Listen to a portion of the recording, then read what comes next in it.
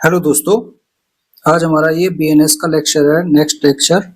इसमें हम पढ़ रहे थे इससे पहले गिरफ्तारी के संबंध में प्रोविजन। अब यहाँ पर बात आती है गिरफ्तारी के बाद की जो प्रक्रिया है वो क्या अपनाई जाती है, उसके संबंध में प्रोविजन हम पढ़ेंगे। तो उसमें हम क्या करते हैं, जो गिरफ्तारी के बाद की प्रक्रिया है, प्रोसीजर आफ्टर अरेस्ट, यानी गिरफ्तारी के बाद की प्रक्रिया, प्रोसीजर आफ्टर अरेस्ट। तो इसमें क्या है, ये मेंस का क्वेश्चन यहाँ पे बन सकता है, ठीक है ना। तो यहाँ पर जो सेक्शन है वो आपको सेक्शन बीएनएसएस की 49, 50, 51, 54, 57, 59 ये सेक्शन आपको पढ़नी है बीएनएसएस की। जो इससे पहले हमने सीआरपीसी था हमारा, उसमें हम पढ़ रहे थे सीआरपीसी में 51, 52, 53 है ना, 54A हो गया या 56 हो गया, 58 हो गया, है ना। ये जो सेक्शन थी ये हम पढ़ रहे थे सीआरपीसी में। अब यहाँ जो सेक्शन है 49 जो सेक्शन है, ये है आपकी 51 जो सेक्शन है सीआरपीसी की, उससे रिलेटेड।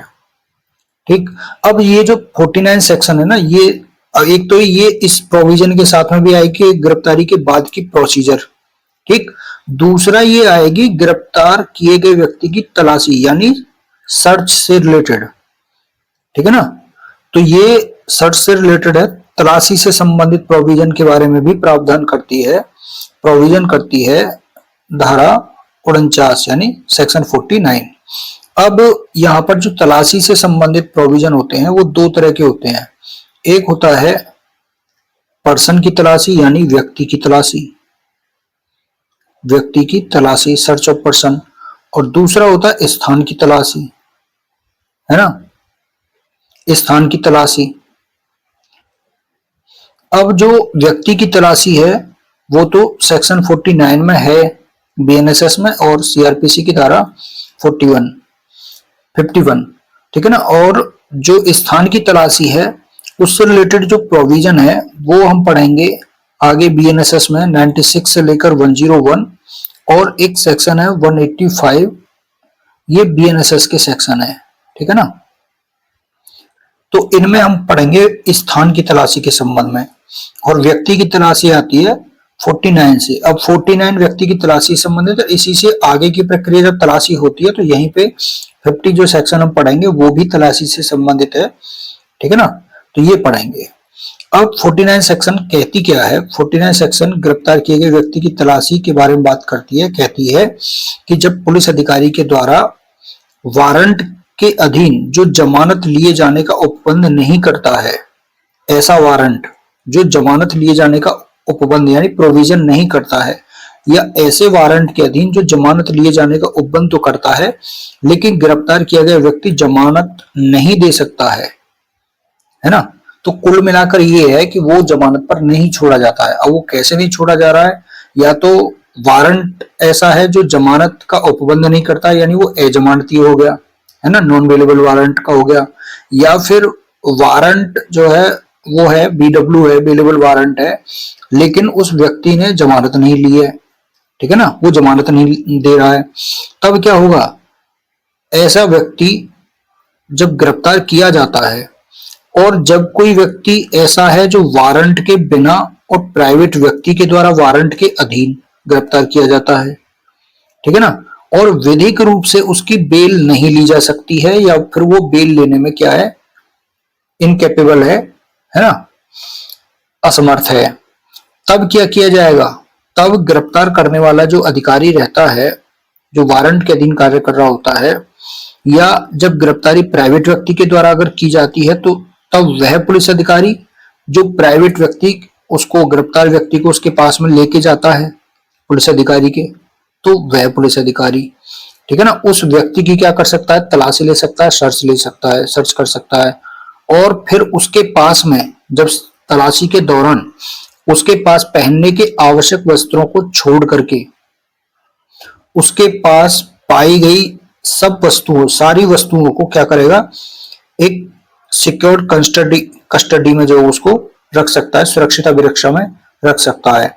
और जहां गिरफ्तार किए गए व्यक्ति से कोई वस्तु जब अभिग्रहित की जाती है यानी जब्त की जाती है, ठीक है ना, सीज की जाती है, तो वहां ऐसे व्यक्ति को उस वस्तुओं की जो सीज की गई हैं क्या दी जाती है, एक रसीद दी जाती है, ठीक है ना, जिसमें पुलिस अधिकारी के द्वारा कब्जे में की गई वस्तु, जो भी वस्तु है जो कब्जे में ली गई हैं, उनका विवरण, डिस्क्रिप्शन उसमें रसीद में होगा।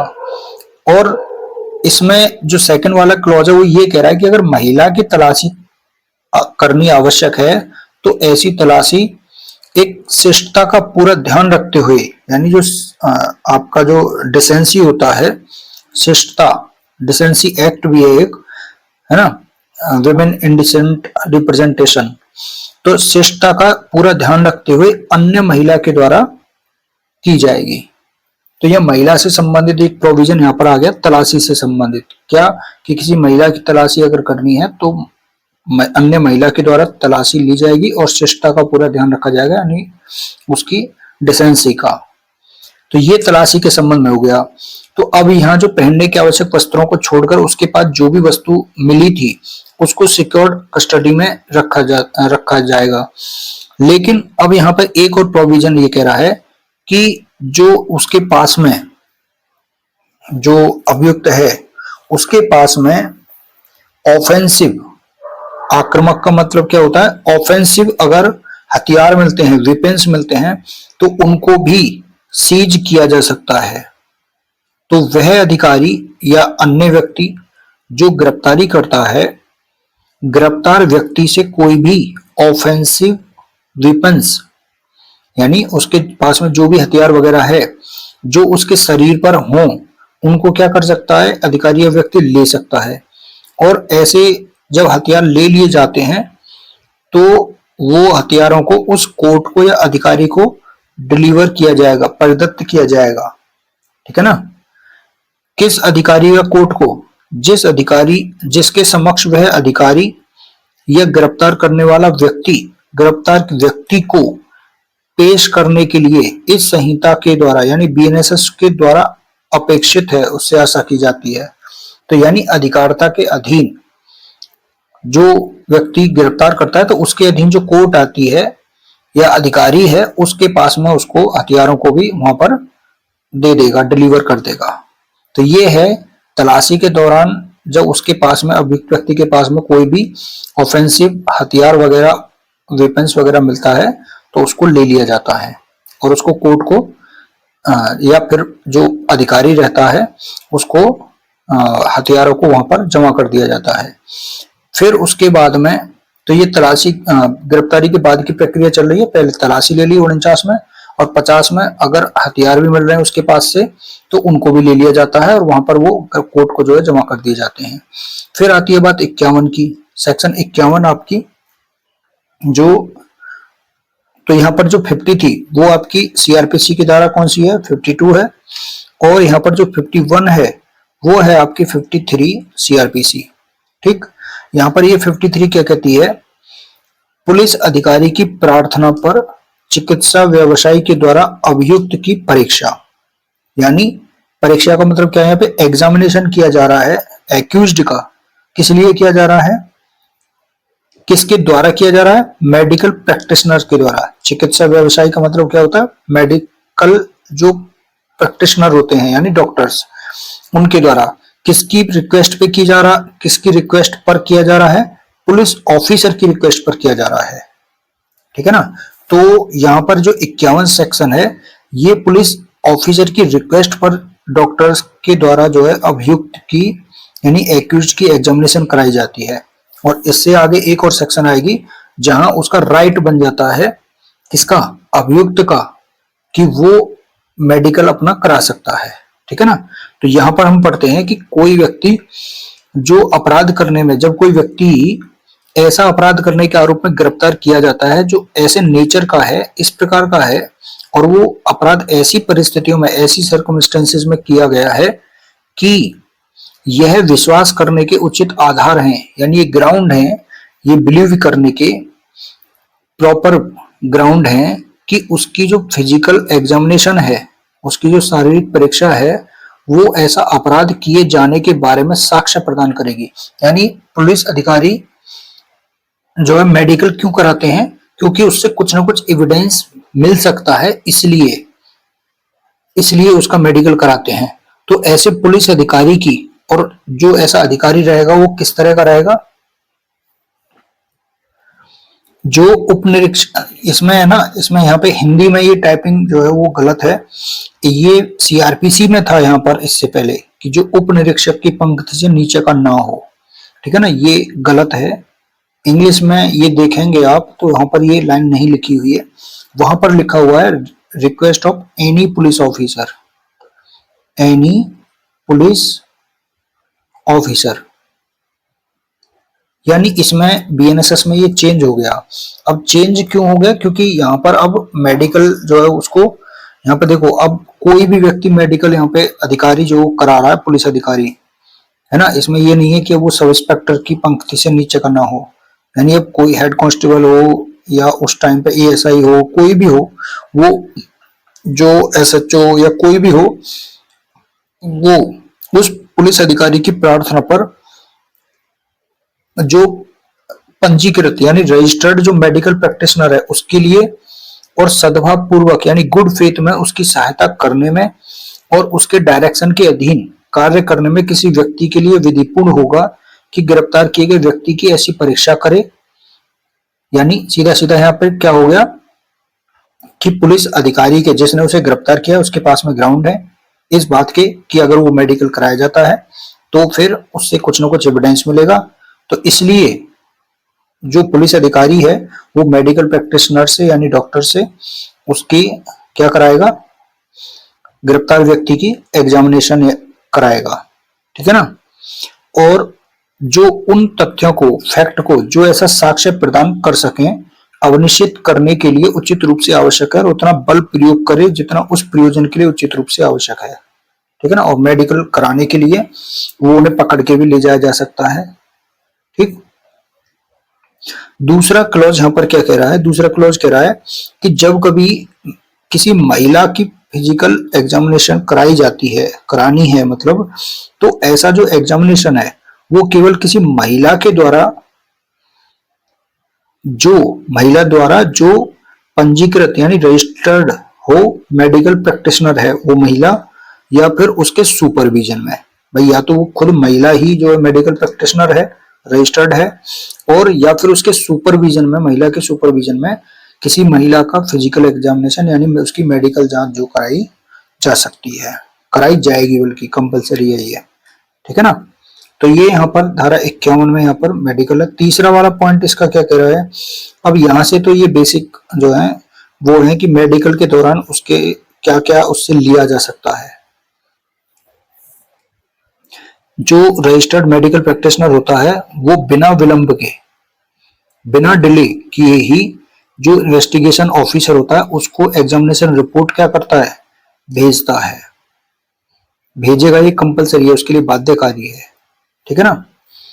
तो इस तरह से अब इसमें ये कह रहा है कि एग्जामिनेशन में क्या क्या आता है, तो एग्जामिनेशन में सारी चीजें आती हैं, चाहे वो ब्लड हो, ब्लड के क्लॉट्स हो, सीमेन हो, सेक्सुअल ऑफेंस की दिशा में जो भी उसका लार वगैरह जैसे सलाइवा टाइप से होते हैं ना, ये सब, उसकी स्वीटनेस, पसीना उसके स्वीट मतलब जो होता है ना, स्वेब्स जिसको बोलते हैं, स्पुटम बोलते हैं, स्वीट बोलते हैं, हेयर सैंपल बोलते हैं, है ना, और फिंगर नेल्स यानी नाखून से हो गए उसके, ये सब जो है इसके अंतर्गत में आते हैं। बस ये है, ये इम्पोर्टेंट वैसे है भी नहीं। और जो रजिस्टर्ड मेडिकल प्रैक्टिशनर जो होता है वो कौन है, वो है जिसके पास में राष्ट्रीय चिकित्सा आयोग अधिनियम 2019 यानी जो नेशनल मेडिकल कमीशन एक्ट है 2019 का, उसके अधीन क्या हो, मान्यता प्राप्त हो। ये भी नया है 2019 वाला। यहाँ इससे पहले क्या था, इससे पहले था जो इंडियन मेडिकल काउंसिल एक्ट था, भारतीय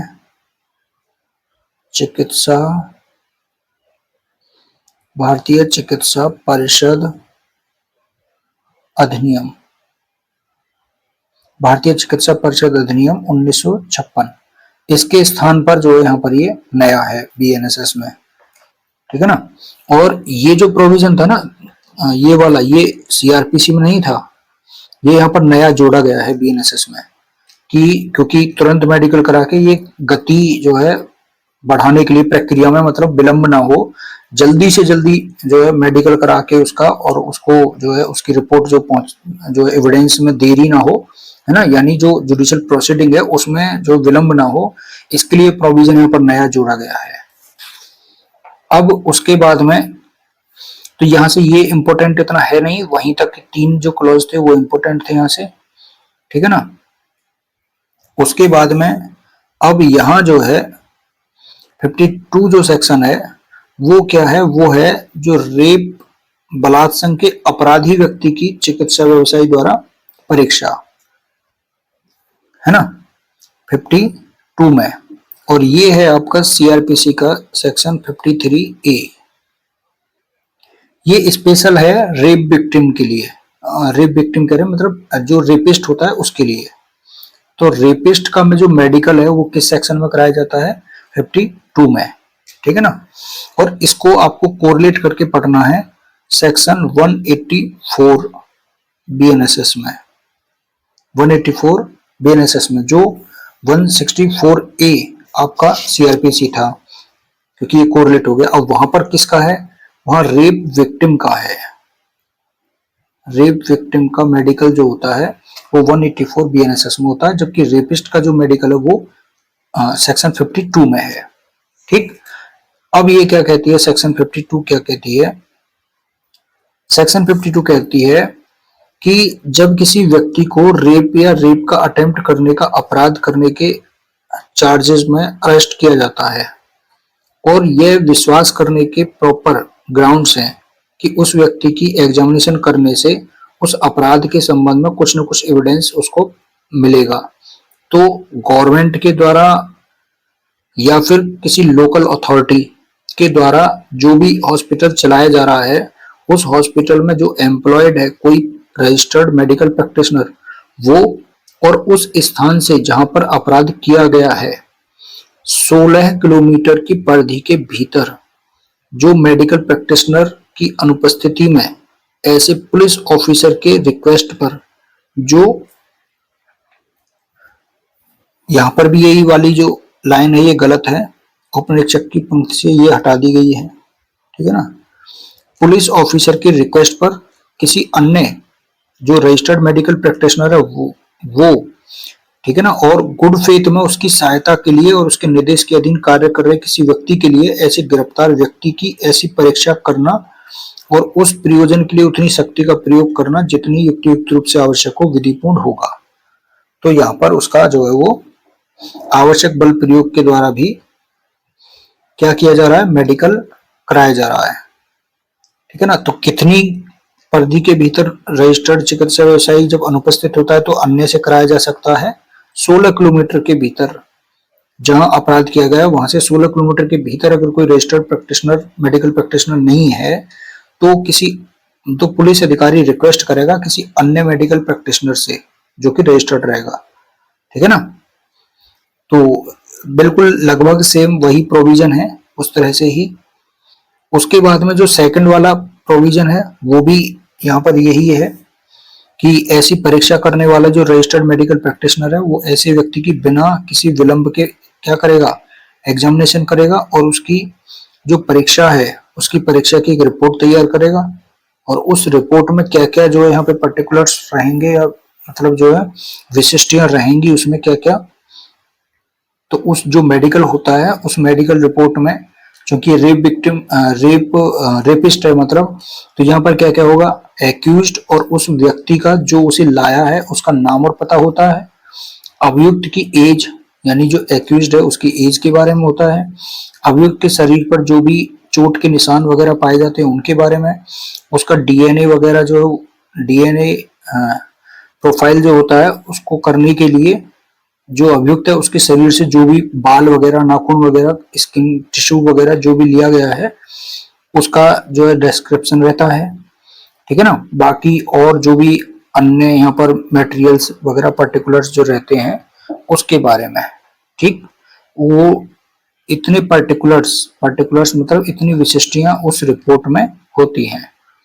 और रिपोर्ट में संक्षेप में वे कारण भी होते हैं, शॉर्ट में, ब्रीफ में, कौन से, जिनसे प्रत्येक निष्कर्ष निकाला गया है कि ये मतलब क्यों है ऐसा, है ना।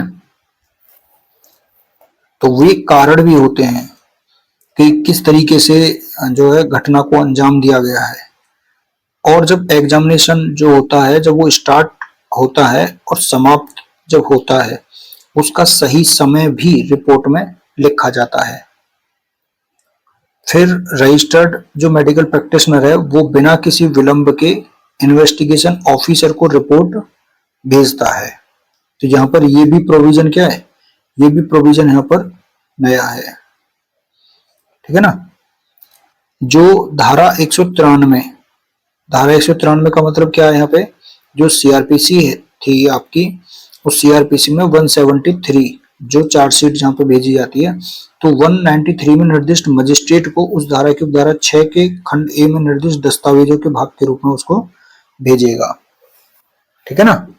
तो सारे दस्तावेज जो भेजे जाते हैं, उन दस्तावेजों के साथ में ये रिपोर्ट भी वहां पे मेडिकल रिपोर्ट लगाई जाती है, ठीक है ना।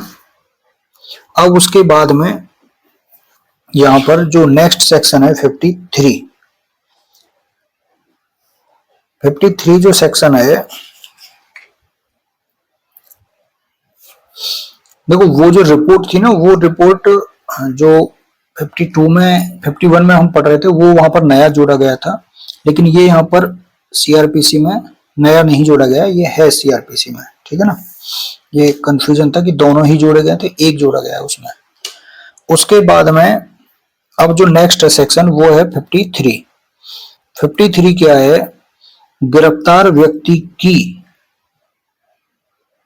मेडिकल यहाँ पे की जाती है। तो अब यहाँ पर ये क्या है, ये राइट किसका बन रहा है, ये राइट है आपका अभियुक्त का, और ये सेक्शन है आपकी सीआरपीसी की धारा 54 यानी सेक्शन 54। तो ये भी लगभग देखेंगे आप वही है सेम, कि कोई गिरफ्तार व्यक्ति जब कोई व्यक्ति गिरफ्तार किया जाता है, तब गिरफ्तार किए जाने के तुरंत बाद उसकी सेंट्रल गवर्नमेंट या स्टेट गवर्नमेंट की सेवा के अधीन, देखो यहाँ पे फर्क है, जब विक्टिम जो होता है या पुलिस अधिकारी जब कराती है तो वो किसी भी अन्य रजिस्टर्ड मेडिकल प्रैक्टिशनर से करा देती है, लेकिन जब यहाँ पे जो अभियुक्त कराएगा वो सेंट्रल गवर्नमेंट या स्टेट गवर्नमेंट की सेवा के अधीन चिकित्सा अधिकारी के द्वारा, और जहां ऐसा चिकित्सा अधिकारी यानी मेडिकल ऑफिसर नहीं है, वहां पर रजिस्टर्ड चिकित्सा व्यवसायी द्वारा, देखो, है ना। तो या तो सेंट्रल गवर्नमेंट या स्टेट गवर्नमेंट की सेवा के अधीन जो मेडिकल ऑफिसर होता है उसके द्वारा, और जहां अगर ऐसा मेडिकल ऑफिसर नहीं है तो वहां पर रजिस्टर्ड मेडिकल प्रैक्टिशनर जो होता है उसके द्वारा उसकी एग्जामिनेशन की जाती है। लेकिन मेडिकल ऑफिसर या रजिस्टर्ड मेडिकल प्रैक्टिशनर की अगर ये ओपिनियन है, ये राय है कि ऐसे व्यक्ति की एक और परीक्षा यानी एक बार और एग्जामिनेशन की जानी आवश्यक है, तो फिर वो कर सकता है ना। पहली बार में अगर डाटा अगर गलत आ सकता है तो इस कंफ्यूजन को दूर करने के लिए उसकी एक बार और मेडिकल वो कर सकता है। दूसरा यहाँ पे प्रोवाइजो क्या है, दूसरा प्रोवाइजो ये कहता है कि जहां गिरफ्तार व्यक्ति महिला है तो वहां उसके शरीर की जो एग्जामिनेशन है, यानी जो उसका फिजिकल एग्जामिनेशन है यानी मेडिकल है, वो केवल महिला मेडिकल ऑफिसर के द्वारा, और जहां अगर महिला मेडिकल ऑफिसर नहीं है तो वहां पर रजिस्टर्ड मेडिकल प्रैक्टिशनर के द्वारा या उसके सुपरविजन में यानी उसकी देखरेख में किया जाएगा। सुपरविजन का मतलब क्या होता है, देखरेख में करना, देखरेख, ठीक है ना। अब उसके बाद में इसका जो सेकंड क्लॉज वो क्या कहता है, वो कहता है कि गिरफ्तार जो व्यक्ति है उसकी इस प्रकार एग्जामिनेशन करने वाला जो मेडिकल ऑफिसर है या मेडिकल प्रैक्टिशनर है, वो ऐसी परीक्षा का रिकॉर्ड तैयार करेगा, अभिलेख तैयार करेगा, मतलब रिकॉर्ड तैयार करेगा उस एग्जामिनेशन का, और उस रिकॉर्ड जो तैयार करेगा उस रिकॉर्ड में क्या रहेगा, जो गिरफ्तार व्यक्ति है उसके बॉडी पे जो भी चोट के या हिंसा के यानी वायलेंस के जो भी निशान वगैरह हैं, और जो भी टाइम उसमें है चोट का या जब भी उसको जो है चोट पहुंचाई गई है उसका जो भी एक्सपेक्टेड टाइम है उस टाइम भी उस रिकॉर्ड में लिखा जाएगा। ठीक। और जहां एग्जामिनेशन जब उसकी की जाती है तो वहां ऐसी एग्जामिनेशन की रिपोर्ट की एक कॉपी, ऐसी रिपोर्ट की एक कॉपी मेडिकल ऑफिसर या रजिस्टर्ड मेडिकल प्रैक्टिशनर के द्वारा गिरफ्तार व्यक्ति को दी जाएगी और गिरफ्तार किए गए व्यक्ति के द्वारा जो भी नाम निर्दिष्ट है, नॉमिनेट किया जाता है व्यक्ति, उसको दी जाएगी। अगर वो गिरफ्तार व्यक्ति को नहीं दी जाती है तो गिरफ्तार व्यक्ति बोल देता है कि इनको आप जो है दे दीजिए, मेरे साथ में है। ठीक है ना। अब उसके बाद में यहां से हो गया मेडिकल। अब आती है ये नया प्रोविजन है यहां से, ये है गिरफ्तार व्यक्ति की शिनाख्त। शिनाख्त मतलब आइडेंटिफिकेशन, आइडेंटिफिकेशन ऑफ पर्सन। और कौन सा पर्सन? जो अरेस्टेड है। अरेस्ट जो पर्सन किया गया है उसकी आइडेंटिफिकेशन कराई जाती है, शिनाख्त कराई जाती है। ठीक है ना। और शिनाख्त क्या होती है? शिनाख्त होती है कि जब कोई जो पीड़ित होता है या जो कोई साक्षी होता है और उसने उस अभियुक्त को वो जानता तो नहीं है लेकिन उसने उसे देखा होता है। ठीक है ना।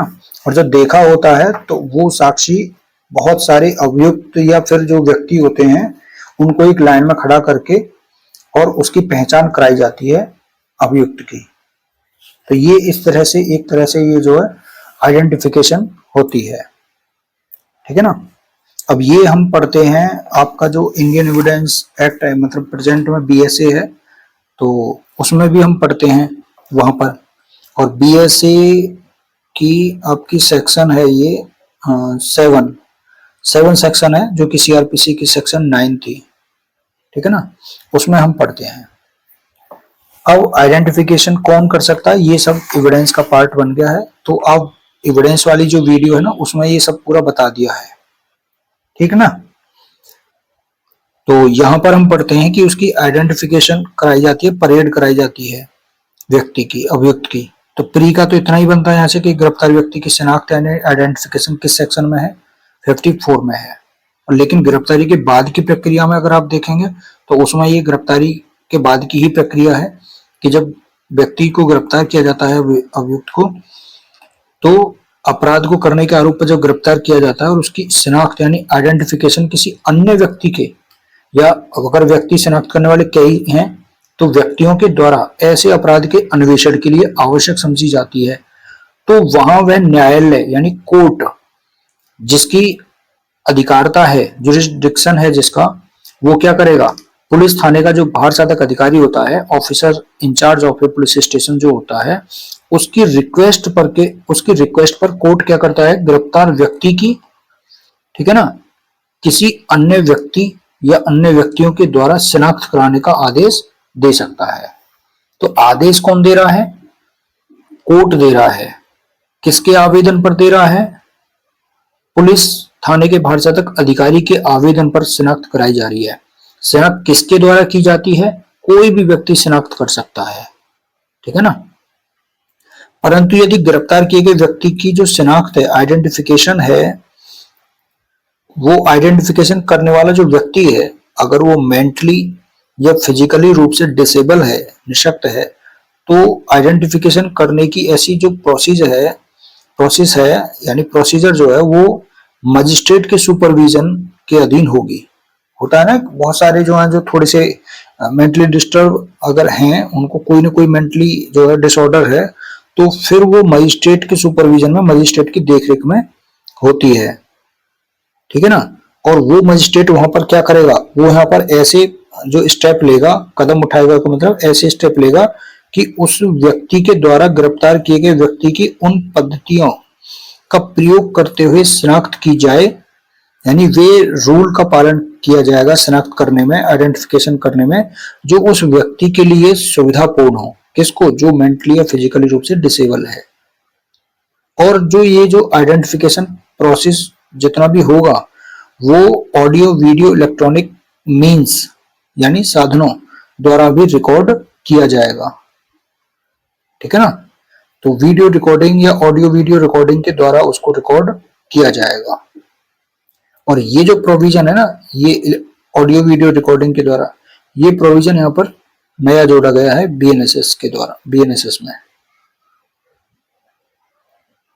ठीक है ना। अब ये कहें कि नया इसमें जोड़ दिया गया है जो धारा यहाँ पर, ये जो 54 है ना, वो 54A से रिलेटेड है, सीआरपीसी से। और सीआरपीसी एक सीआरपीसी का ये जो है, ये वाला ऑडियो वीडियो वाला, ये प्रोवाइजो में था, और प्रोवाइजो को इसमें जो है उसका प्रोवाइजो मतलब हटा दिया गया है और ये इसमें जोड़ दिया गया है। इस तरह से मतलब ये किया गया है। खैर उससे हमें कोई लेना देना नहीं, मतलब हमने ये पढ़ा है कि 54 जो है सेक्शन, वो आइडेंटिफिकेशन परेड से, और आइडेंटिफिकेशन परेड जो वो ऑडियो वीडियो माध्यम से की जाती है, मजिस्ट्रेट के सुपरविजन में होती है अगर वो मेंटली या फिजिकली डिसेबल होता है, ठीक है ना। और कोर्ट के आदेश से होती है कि कोई भी व्यक्ति कर सकता है। पुलिस ऑफिसर जो होता है, पुलिस थाने का जो भारसाधक अधिकारी होता है, officer in charge of a police station, उसकी रिक्वेस्ट पर होती है, ठीक। अब उसके बाद में नेक्स्ट जो सेक्शन है वो है सेक्शन 55। और ये जो सेक्शन 55 है, यहाँ पर आकर सीआरपीसी और बीएनएसएस सेम हो जाते हैं। यानी सीआरपीसी की भी सेक्शन 55 और बीएनएसएस की भी सेक्शन 55 सेम प्रोविजन के बारे में बताती हैं कि जब पुलिस अधिकारी वारंट के बिना गिरफ्तार करने के लिए अपने सबऑर्डिनेट को क्या करता है, अपॉइंट करता है, तब प्रोसीजर क्या अपनाया जाएगा। अब उसको यहाँ पे जो है अपॉइंटमेंट नहीं करते, क्योंकि प्रतिनियुक्ति है ना, दूसरे के स्थान पर नियुक्ति की जब की जाती है तो उसको प्रतिनियुक्ति बोलते हैं, और उसको बोलते हैं डिप्यूट करना, DEPUTE, डिप्यूट, ठीक है ना, डिप्यूट करना। तो यहाँ पर ये सेक्शन क्या कहती है कि जब पुलिस अधिकारी वारंट के बिना गिरफ्तार करने के लिए अपने अधीनस्थ को नियुक्त करता है, डिप्यूट करता है, तो जब चैप्टर 13 का मतलब जो सीआरपीसी का चैप्टर 12 था, जिसमें एफआईआर दर्ज करने से संबंधित जो प्रोविजन थे 154 से जो रिलेटेड थे, ठीक है ना, यहाँ 173 से जो रिलेटेड है।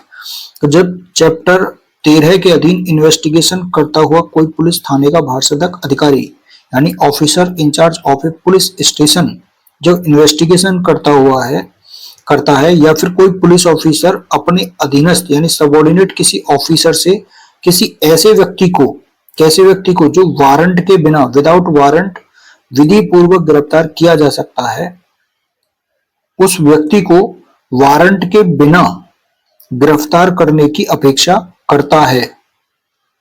जब पुलिस थाने का भारसाधक अधिकारी या फिर कोई अन्य पुलिस अधिकारी अपने सबऑर्डिनेट अधिकारी से बिना वारंट के उस व्यक्ति को गिरफ्तार करने की अपेक्षा करता है, तब वह जो अधीनस्थ अधिकारी होता है, तब वह उस व्यक्ति का जिसे गिरफ्तार किया जाना है और उस अपराध का या अन्य कारणों का जिसके लिए गिरफ्तारी की जानी है विनिर्देश करते हुए लिखित आदेश उस अधिकारी को डिलीवर करेगा जिससे अपेक्षा है कि वह गिरफ्तारी करे। सीधा सीधा ये हो गया कि अपने अधीनस्थ अधिकारी को क्या करेगा, वो ऑर्डर देगा कि इस व्यक्ति की, इस अभियुक्त की जो है गिरफ्तारी की जानी है, ठीक है ना। क्योंकि ऐसा होता है कि जब हर जगह पर जो ऑफिसर इंचार्ज होता है वो हर जगह मौजूद तो है नहीं। अब मान के चलो पुलिस ऑफिसर, जो बी नामक पुलिस ऑफिसर है, इसके सामने कोई व्यक्ति जो क्या कर रहा है, अपराध कर रहा है, तो वो इसको तुरंत गिरफ्तार कर सकता है। और वहां पे पुलिस थाने का भारसाधक, और लिखा है कि पुलिस थाने का भारसाधक अधिकारी इसको गिरफ्तार करेगा। अब वो तो है नहीं यहाँ पर, पुलिस थाने का भारसाधक तुरंत कॉल करेगा कि ऐसे ऐसे अपराध हुआ है और जो ये अपराध किया है, तो वो तुरंत आदेश दे देगा। या फिर गिरफ्तारी जब किसी अन्य जगह पर की होती है, किसी दूसरे क्षेत्र अधिकार में होती है, ठीक है ना, वहां पर भी ये जो है आदेश दिया जाता है कि वहां पर तुम गिरफ्तार कर लो उस व्यक्ति को, तुम्हारे क्षेत्र में है, ठीक है ना। तो वो गिरफ्तारी करेगा और इस प्रकार अपेक्षित जो अधिकारी है उस व्यक्ति को जैसे गिरफ्तार करना है, उस आदेश का सार गिरफ्तारी करने से पहले उसे इन्फॉर्म करेगा। और यदि वह व्यक्ति अपेक्षा करता है तो वह उसे आदेश भी दिखा देगा। वो ये कहेगा कि आप मुझे गिरफ्तार क्यों कर रहे हो, तो वो कह देगा मेरे पास में जो है वारंट है, ऑर्डर है, मतलब उसका अधिकारी का गिरफ्तार करने का, ठीक है ना। लेकिन ये जो अधिकारी जब अधीनस्थ अधिकारी को करा रहा है, उससे ऑर्डर प्राप्त कर रहा है, ये इस मामले में नहीं होगा जो धारा 35 के अधीन किसी व्यक्ति को गिरफ्तार करने की शक्ति पर प्रभाव नहीं डालेगी। यानी यहाँ पर क्या है कि यहाँ पर अगर उन परिस्थितियों में कोई व्यक्ति बिना वारंट के गिरफ्तार कर सकता है, ये यहाँ ऑर्डर की जरूरत नहीं पड़ेगी धारा 35 के अधीन। ठीक है ना, जो 35 का मतलब क्या हो गया, धारा 41 सीआरपीसी। ठीक है ना। उसके बाद में जो नेक्स्ट है आपका सेक्शन इसमें, वो है 56। 56 क्या कहता है, 56 आपका जो सीआरपीसी थी उसका 55A जो सेक्शन है वो 56 है बीएनएसएस का। इसमें है गिरफ्तार किए गए व्यक्ति का स्वास्थ्य, यानी उसकी हेल्थ और उसकी सिक्योरिटी, यानी उसकी सेफ्टी, मतलब जो है सिक्योरिटी नहीं सेफ्टी। तो अभियुक्त जो होता है उसको कस्टडी में रखने वाले व्यक्ति का ये दायित्व है, ये ड्यूटी है कि वो क्या करेगा, उस अभियुक्त की हेल्थ को और उसकी सेफ्टी की क्या करेगा, देखभाल करेगा, टेक केयर करेगा उसका। ठीक है ना। तो ये सिंपल प्री का क्वेश्चन बन जाता है कि अभियुक्त व्यक्ति की हेल्थ और सेफ्टी से संबंधित जो प्रोविजन है वो कौन है, सेक्शन 56 में। उसके बाद में सेक्शन 57 आती है। सेक्शन 57 आपका सीआरपीसी की सेक्शन 56 हो गई, जहां पर गिरफ्तार किए गए व्यक्ति का मजिस्ट्रेट या पुलिस थाने के बाहर अधिकारी के सामने उसको ले जाना होता है। प्रोसीजर का पार्ट है कि जब विदाउट वारंट किसी व्यक्ति को जो है गिरफ्तार किया जाता है तो उसको बिना किसी विलंब के, ठीक है ना, और जमानत के संबंध में उपबंधों के अधीन रहते हुए, मतलब अगर उसको उसने अभी हमने जो प्रोविजन पढ़े थे पहले इससे ऊपर कि जहां पर वो जमानती अपराध में गिरफ्तार किया जाता है, बेलेबल वारंट होता है, तब वहां उसको बेल पर छोड़ दिया जाता है वहां पर। लेकिन अगर बेल के पर नहीं छोड़ा जाता है तो उस व्यक्ति को जो गिरफ्तार किया गया है उस मामले में अधिकारिता रखने वाले मजिस्ट्रेट के समक्ष या फिर पुलिस थाने के बाहर अधिकारी के समक्ष उसको ले जाएगा या भिजवा देगा। ठीक है ना। तो या तो वो officer in charge of police station जो होता है उसके समक्ष ले जाया जाता है या मजिस्ट्रेट के समक्ष ले जाया जाता है। और मजिस्ट्रेट कौन सा, जो अधिकारिता रखता है। उसके बाद में यहां जो नेक्स्ट है सेक्शन, ये है आपका सीआरपीसी का सेक्शन 57। यानी अगर वो मजिस्ट्रेट के समक्ष उसको सेक्शन 56 में भेज देता है या भिजवा देता है, ठीक है ना, या पुलिस थाने के बाहर से अधिकारी के पास में। लेकिन अगर वो नहीं भिजवाता है तब क्या कंडीशन है कि अगर वो रोकता है उसको, तो कोई पुलिस अधिकारी वारंट के बिना गिरफ्तार किए गए व्यक्ति को उससे अधिक अवधि के लिए कस्टडी में नहीं रखेगा। यानी अगर वो रोक रहा है उस व्यक्ति को तो वो कस्टडी में उसको डिटेन कर दिया गया है, तो जो उस मामले की सब परिस्थितियों में उचित है और ऐसी अवधि जो मजिस्ट्रेट की धारा 187 का मतलब है सीआरपीसी की सेक्शन 167, तो मजिस्ट्रेट के धारा 187 सेक्शन 187 के अधीन विशेष आदेश के अभाव में गिरफ्तारी के स्थान से मजिस्ट्रेट के न्यायालय तक यात्रा के लिए आवश्यक समय को छोड़कर कितने घंटे, 24 घंटे से अधिक नहीं होगा, चाहे वह उसमें उसकी अधिकारिता हो या नहीं हो। यानी गिरफ्तार किए गए व्यक्ति का 24 घंटे से अधिक उसको डिटेन्ड नहीं किया जाएगा, उसको मजिस्ट्रेट के समक्ष पेश किया जाएगा और कस्टडी में डिटेन्ड उसको नहीं किया जाएगा 24 घंटे से अधिक। उसके बाद सेक्शन 59 क्या कहती है, पुलिस का गिरफ्तारियों की रिपोर्ट करना। तो सेक्शन 59 है आपकी रिपोर्ट से संबंधित, जो कि गिरफ्तारी के संबंध में रिपोर्ट की जाती है। ठीक है ना। अब यहां पर जो रिपोर्ट है ये आपकी संबंधित है सेक्शन 58 सीआरपीसी से संबंधित। ये क्या कहती है, पुलिस थाने के जो बाहर सदक अधिकारी है यानी officer in charge of police station जो है वो किसको क्या करेगा, रिपोर्ट डीएम को या उसके द्वारा ऐसा डायरेक्शन देने पर एसडीएम को, ठीक है ना, अपने अपने थाने की सीमा के भीतर वारंट के बिना, विदाउट वारंट गिरफ्तार किए गए सब व्यक्तियों के मामले में, यानी प्रत्येक व्यक्ति के मामले की रिपोर्ट करेंगे। कौन करेंगे? पुलिस थाने के बारसतक अधिकारी करेंगे। किसको करेंगे? डीएम को करेंगे या डीएम के आदेश पे एसडीएम को करेंगे। ठीक है ना।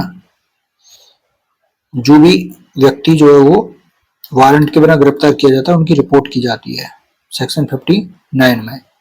अब रिपोर्ट वो हर कंडीशन में की जाएगी, चाहे उन व्यक्तियों से उनकी जमानत ले ली गई है या जमानत नहीं ली गई है, दोनों ही कंडीशन में रिपोर्ट की जाएगी। ठीक है ना। उसके बाद में जो पकड़े गए व्यक्ति हैं उनको डिस्चार्ज भी किया जाता है। ठीक है ना। सेक्शन 59 सीआरपीसी, सेक्शन 60 आपका बीएनएसएस। जो पुलिस अधिकारी है उसके द्वारा गिरफ्तार किए गए किसी व्यक्ति का उन्मोचन, उन्मोचन मतलब डिस्चार्ज यानी छोड़ दिया जाना। डिस्चार्ज का मतलब क्या है? छोड़ दिया जाना। पुलिस अधिकारी गिरफ्तार किए गए व्यक्ति को छोड़ सकता है उसी के बॉन्ड पर। ठीक है ना। उसी के बॉन्ड पर या बेल बॉन्ड पर। ठीक है ना। या मजिस्ट्रेट के विशेष आदेश के अधीन, अन्यथा नहीं किया जाएगा। तो उसको जो छोड़ा जा रहा है वो या तो बॉन्ड बढ़ा के छोड़ दिया जाता है या बेल बॉन्ड बढ़ा के छोड़ दिया जाता है, या अगर मजिस्ट्रेट का आदेश होता है तो उसके अधीन उसको छोड़ दिया जाता है गिरफ्तार व्यक्ति को। ठीक है ना। उसके बाद में यहाँ पर जो नेक्स्ट है सेक्शन वो है सेक्शन 61। सेक्शन 61 आपका सेक्शन 60 है सीआरपीसी का। ये क्या कहता है? ये कहता है जो गिरफ्तार व्यक्ति है वो अगर निकल भागता है ना, कस्टडी से भाग जाता है, तो उसका पीछा करना और उसे फिर से पकड़ के ले आना। तो कोई भी व्यक्ति है जो लॉफुल कस्टडी है उसमें से निकल के भाग जाता है या फिर उसको कस्टडी से छुड़ा लिया जाता है किसी अन्य व्यक्ति के द्वारा, उसके साथी के द्वारा, तो वह व्यक्ति जिसकी कस्टडी से वो निकल के भागा है या जिसकी कस्टडी से उसको छुड़ाया गया है उसका तुरंत क्या करेगा? पीछा करेगा उसका। और कहां तक पीछा करेगा? और भारत के किसी भी स्थान में उसे गिरफ्तार कर सकता है। ठीक है ना। ये इंपॉर्टेंट हो गया। और यहां पर गिरफ्तारियों को, जो गिरफ्तारी से संबंधित प्रावधान है जो सेक्शन 44 में है, उसके उपबंध यहां पर लागू होंगे। सेक्शन 44 का मतलब क्या है? तलाशी के संबंध में, यानी जो प्रावधान है उपधारा 1 के अधीन। तो जो पीछा करेगा ना वो, तो पीछा करने में वो हर जगह उसको ढूंढेगा। तलाशी यानी उस स्थान की तलाशी। 44 में क्या है? उस स्थान की तलाशी जिसमें ऐसा व्यक्ति प्रवेश किया है। ठीक है ना। तो धारा 44 के उपबंध लागू होंगे भले ही ऐसी गिरफ्तारी करने वाला व्यक्ति वारंट के अधीन कार्य ना कर रहा हो और गिरफ्तारी करने का प्राधिकार रखने वाला पुलिस अधिकारी ना हो। ठीक है ना। तो यहाँ पर क्या हो गया? यानी वो किसी भी भारत के किसी भी स्थान में से गिरफ्तार कर सकता है, उसकी तलाशी जो है किसी भी स्थान में ले सकता है। ठीक है ना। तो इस तरह से प्रोविजन हो गए। उसके बाद में जो लास्ट है इसमें सेक्शन 60A सीआरपीसी। ठीक है ना। ये क्या कहता है? ये कहता है कि गिरफ्तारी जो भी होंगी, अब तक जो हमने गिरफ्तारी से संबंधित जो चैप्टर पढ़ा है, चैप्टर नंबर 5, इसमें जो भी गिरफ्तारी से संबंधित प्रोविजन है वो सारे प्रोविजन इस बीएनएसएस के अनुसार ही होंगे। जो बीएनएसएस में गिरफ्तारी के संबंध में प्रोसीजर बताया है उसके अधीन ही होंगे।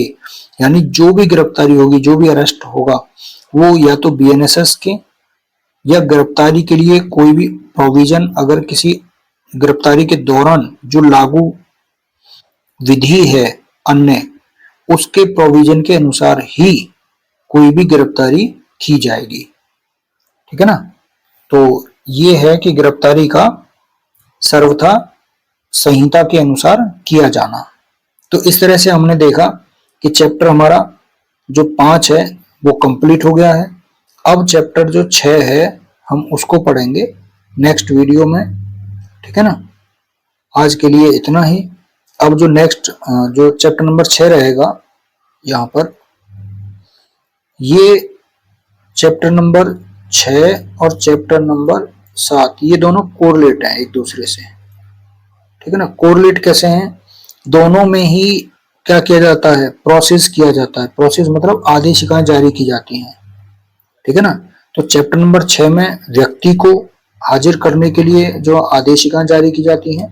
चैप्टर नंबर 7 में कोई अगर हमें वस्तु चाहिए तो उस वस्तु को जो हाजिर करने के लिए, मतलब व्यक्ति को हाजिर करने के लिए आदेशिका जारी की जाती हैं। ठीक है ना। तो ये चैप्टर आपका चैप्टर नंबर 6 इससे रिलेटेड है। और फिर इसके बाद में हम पढ़ेंगे इसको, मतलब हम कल पढ़ेंगे। ठीक है ना। आज के लिए इतना ही। Thank you so much.